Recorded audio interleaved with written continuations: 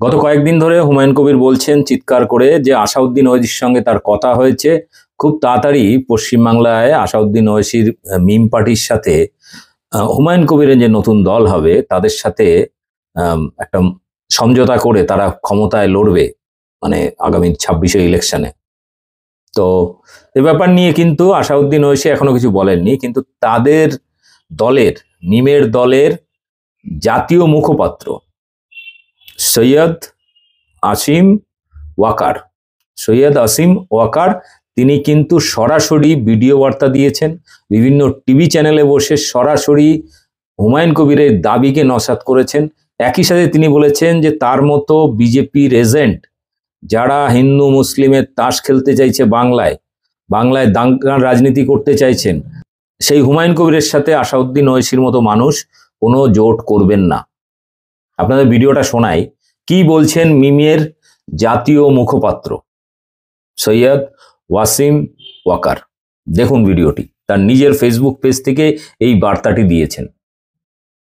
এবং প্রত্যেকে অনুরোধ, খুব পুরোটা শুনবেন, একটু হিন্দিতে আছে ফলে একটু বুঝতে কষ্ট হবে, ভালো করে ধীরে ধীরে শুনুন, তাহলে বুঝতে পারবেন কি বোঝাতে চেয়েছেন। এবং প্রত্যেকে অনুরোধ, ভিডিওটি ব্যাপক শেয়ার করুন। এবং তিনি আশা করেছেন যে বাংলার মুসলমান সমাজ এই হুমায়ুন কবিরের এই বিজেপির তথা শুভেন্দু অধিকারীর এই হিন্দু মুসলিম ন্যারেটিভের রাজনীতি পশ্চিমবাংলার মুসলিমরা সমর্থন করবে না। দেখুন ভিডিওটি।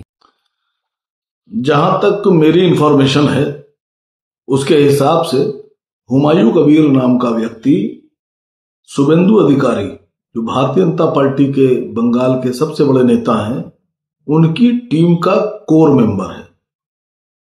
और पूरा इंडिया जानता है, पूरा भारत जानता है कि शुभेंदु अधिकारी टीम अमित शाह के कोर मेंबर हैं। पूरे हिंदुस्तान का मुसलमान, एक बात तो तय है कि पूरा मुसलमान कंस्ट्रक्टिव मानसिकता रखता है, डिस्ट्रक्टिव नहीं। देश का मुसलमान कंस्ट्रक्शन करने वाले लोगों के साथ है, डिस्ट्रक्शन करने वाले लोगों के साथ कतई नहीं है। जो देश तोड़ते हैं हम उनके खिलाफ हैं, जो देश बनाते हैं हम उनके साथ हैं।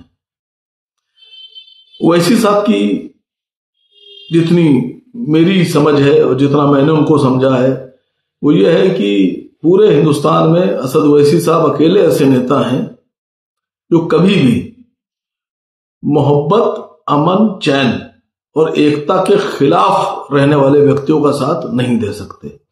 ओवैसी साहब हमेशा उस व्यक्ति का साथ ले सकते हैं या उसका साथ दे सकते हैं जो एकता के लिए खतरा ना हो, जो मोहब्बत की बात करता हो, अमन की बात करता हो, चैन की बात करता हो।